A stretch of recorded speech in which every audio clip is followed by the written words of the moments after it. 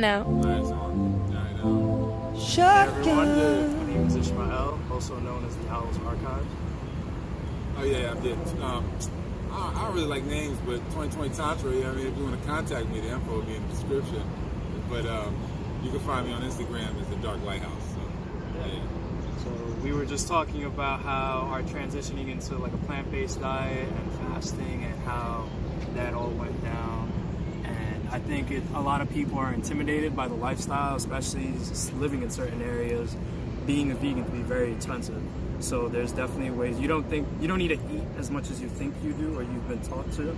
So I think we were just discussing different ways to go about it, right? Yeah. No, it's like there's so many levels, and like it's really it's an enjoyable process if you don't get too far ahead of yourself and you just like listen to your body and like listen to the symptoms. It's like a lot easier if you got somebody there around you. But even if you don't, I feel like ultimately if you pay attention to your breathing and stay hydrated and really listen to your body, you'll be able to go through your process smoothly, because it doesn't have to be painful. If you really incorporate the herbs and you're doing diaphragmatic breath work every morning, it'll gradually change on its own, and you won't have to judge yourself every day about how deep the fast should be or whatever, So like when I was first, like I started off, I was eating meat and like regular for like a long time, and then I first went to vegetarianism because I thought vegan was too much of a jump for me. And then I noticed that when I was making the transition from vegetarian to vegan, the hardest thing to cut out was dairy. Yeah. Like that casein is very addictive. So what helped me a lot was sea moss. I don't know if you're familiar with sea moss. Oh yeah, it's the truth. Yeah. So like I love waking up in the morning. When I first started, I used to cook the sea moss. I would get the yellow sea moss and I would cook it until it became a gel, and I would make my smoothie with it. But now what we do is we either take the purple sea moss, or mostly purple, and like we'll do half and half, and we'll sometimes just heat up water like a tea and blend it that way and strain it, or we'll just leave it cold and then strain it afterwards. Okay, yeah. I mean, man, sea moss with that mineral content, you really can't. I mean, it's gonna, if your body's that satisfied, something that nourishing, it's kind of hard to want to mess that up. That's kind of, I feel like, what it is. Like health becomes that. Like people feel like you're denying things, but you're more like, it's not that I have anything against food. It's just that food to put that in here at this point would be against me in a sense, like, because this feels so good. Right. It's like certain things you're just willing to give up because the feeling, like, you're like, man, this doesn't serve me. This experience does not serve me. Eating meat and dairy doesn't serve you no more. The feeling feels better than putting that, it just feels better than eating that, and then processing it and then releasing it, sleeping on it, and all that type of stuff. Like, I don't know. It's just people are valuing a small part of eating instead of the whole process of eating. I feel like a lot of people live to eat instead of eat to live. Yeah. And also like it's kind of like, it's almost like an orphanage, right? Like people like sit down with their meal, like all the carbs and all that stuff. It's just like, it's like a high almost. It's like, and then you crash, you're like, oh, what do I feel this way? Yeah. So when if you do it with other people, it's like it almost like endorses the behavior. Like, this is how it should be.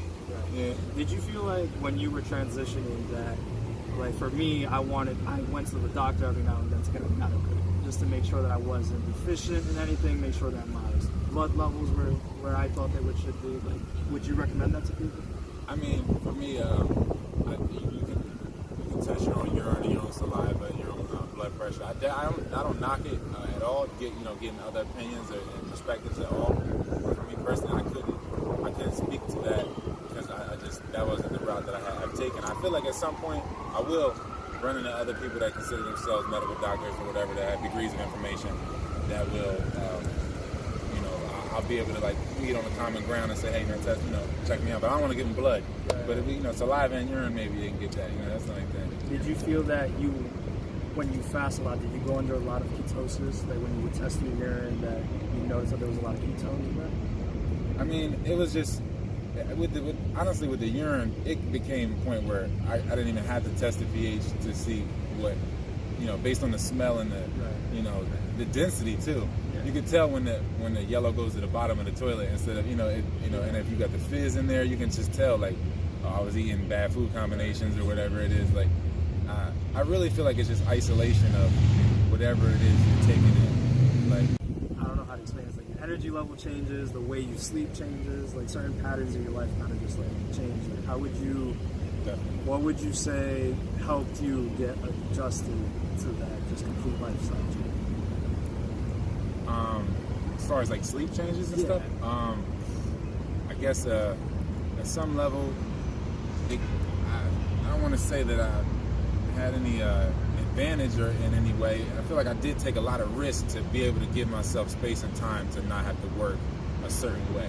You know, like as far as like I positioned my energy in a way to where I always had a certain amount of time to myself to where I could do the breath work and I could start my day at a certain pace to where, because I feel like just it really, you know, the day gets started wrong, then it's just that ripple effect and it just continues. And I feel like I always just position the energy away to where I can start the day a certain way, and then from there I feel like I can navigate.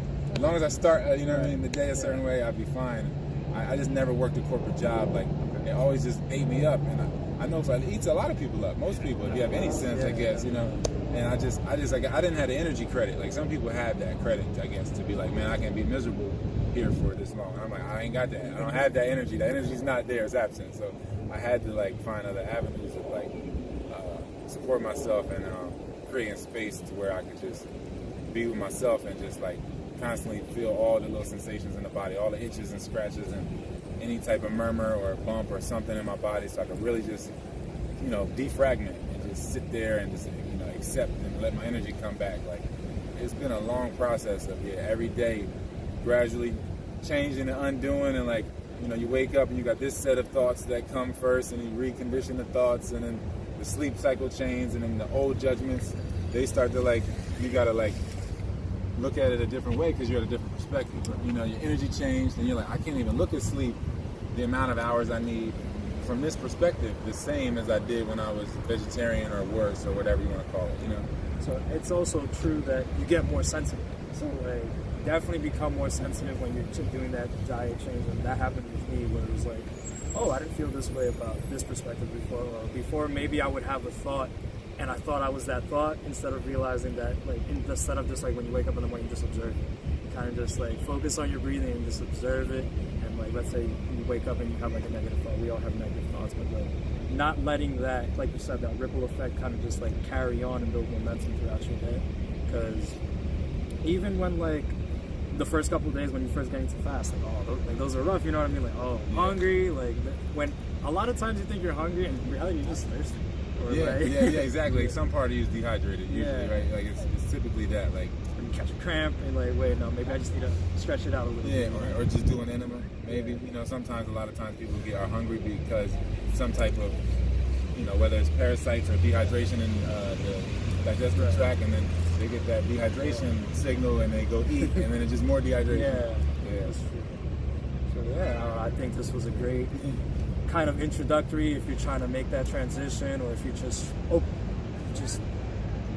conventional diet doesn't work for a lot of people, and I think a lot of people are starting to realize that and explore different options. So I hope our conversation can help you, guide you in a way. Like these changes are normal, you know. It's okay to feel uncomfortable. Yeah. It's like a lot of undoing, you know. At some level, you gotta look at the momentum of generations behind us that were like, you know, applying this will, like just turning the ship around every day a little bit, you know, a little bit more every day, and you'll go through the bumps and pains and things, but it really does get better, man. It really, every time I hit a new level, it's like, wow, like, you know, I just appreciate, you know, the past me that did the little things to get to the last, you know, and then everybody around me too. Not to knock other people in the process, but it really is the little, you know, small things changing all of it. It really is. And it's cool because like once you start making those small changes, the people around you kind of notice it, even if they're not that receptive to it at first. Like it's like, be the change you want to be in the world. You know what I'm saying? And like people pick up on it. And people definitely like, I've had people reach out to me and be like, oh, like, you know, I'm trying out being vegan, or like 7-day vegan challenge, like, you know what I'm saying? And like that's great. Like not only from a health aspect, but I don't think people realize how much as a collective, not only are you like shedding that pain body, you're saving so much water. So many animals are being saved, like CO2, like pollutants. Like people don't realize it's the little things. But we're running out of time here. And thanks for sharing your time with us in space.